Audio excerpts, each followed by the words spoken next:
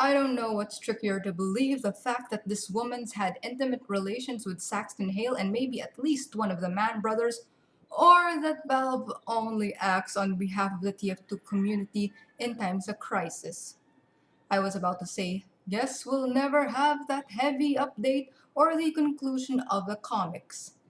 But as of writing this script, that happened. Whoop-de-doo, we got a heavy update out of this. Sup y'all, welcome to channel Zarobski. I'm Zarobski Crystal. Y'all can't see it, but I got my drink right here, Coke as usual. Ching ching. Here, can you hear that sizzle? I know you can hear the rest of the world around me waking up. That's Manila waking up because it is currently 5 in the morning and everybody else is asleep. This is the only time I can record during quarantine because this house is pretty much crowded because it's quarantine. Coming at y'all with the specs, as in speculation. Who is this mystery woman I'm painting in this video?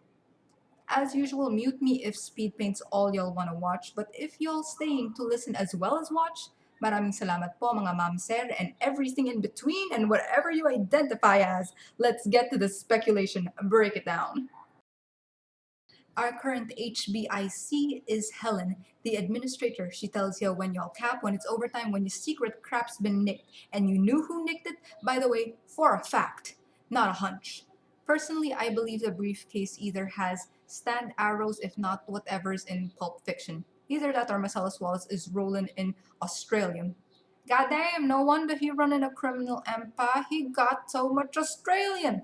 Anyway, Helen's the admin, and her quote unquote lineage sticks to. Oh god, there's a train behind me.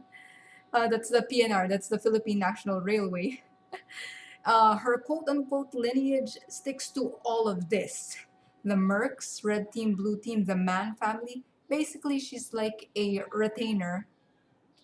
Skyman slash, I'll link her below, love that girl and her content. She covered the admin before. You may want to watch her videos before this because those are more put together. This one's a little more over the place.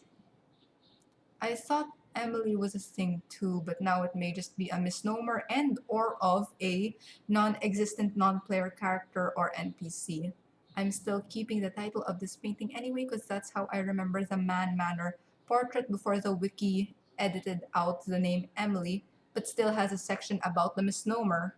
Backtrack on the bomb track here. The Mann family had a maid named Elizabeth who inherited a chunk of property and obligations from old man Zephaniah's will. I say quote unquote lineage because we're not even sure if Helen is a descendant or if she's Elizabeth herself using the life extender machine. On the other hand, when she's looking at that vial or cylinder or whatever container of Australium and she says something along the line of, "You want it and never stop wanting it." The reflections a little girl, my guess is that she's so direct in family relations. She's Elizabeth's straight up daughter, deadass, who used the life extender to live to the current time period of the TF2 universe. So that's spanning mid to late 1800s all the way to the latter half of the 20th century. We might get an answer when we get the last comic, but I wouldn't bet on it. Valve. When it comes to storytelling, for Team Fortress 2 at least, let me just say, watching the Meet the Pyro video for the first time, you know, it was the last Meet the video to premiere, and when it came out, everybody was blown away, and so were our expectations. Everything was subverted, basically.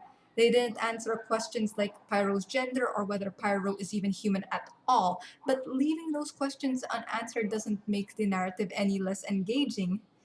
It was a great time to be part of the community, and now I don't know, man. It's not like I expected to die ever. It's up on the internet, it's free. But we're in this period of struggle and neglect right now. And any attention Valve gives to the TF2 IP, it's super bare bones. But hey, at least anything's better than full abandonment, right? Hmm. And speaking of wonky, dysfunctional creator creation relationships, if Helen and Elizabeth aren't the same person, if they are mother and daughter, who's the dad? In game or comic wise, TF2 is a sausage fest, so we definitely have our share of pickings here. But in terms of working with each other, if Elizabeth's job back then is anything like Helen's job now, interaction with the Mercs would have been minimal and purely work related, though there's no guarantee of that, not fully. Going back to my source material, the digital painting, the digital painting, the portrait found if you know clip through Man Manor, it looks like an artistic nude, doesn't it? So, is it just set dressing or is it a storytelling piece?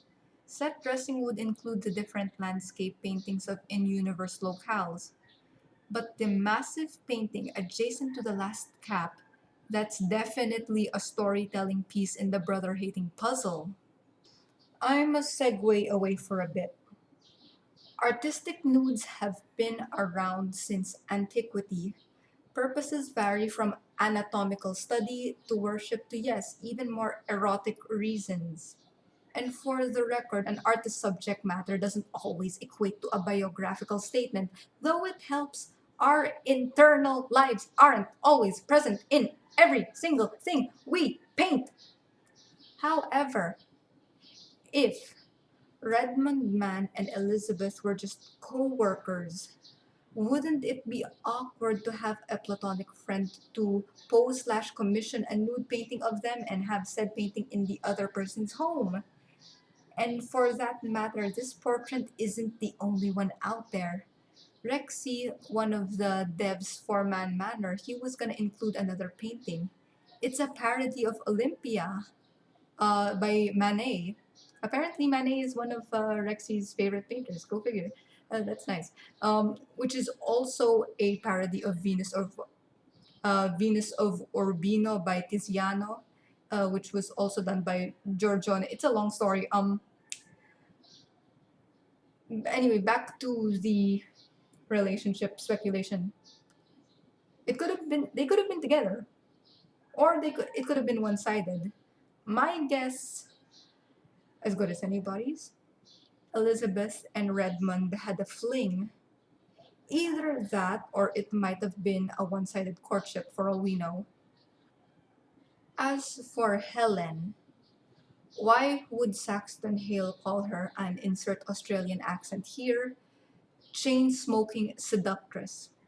He also said, and I quote, "A lady never tells and a gentleman never asks. More pertinently, an administrator never forgets or forgives or relents." And if he indeed was intimate with Helen, where does Mags fit into all of this? A lot of guesswork here, fellas. Guesswork you wouldn't believe.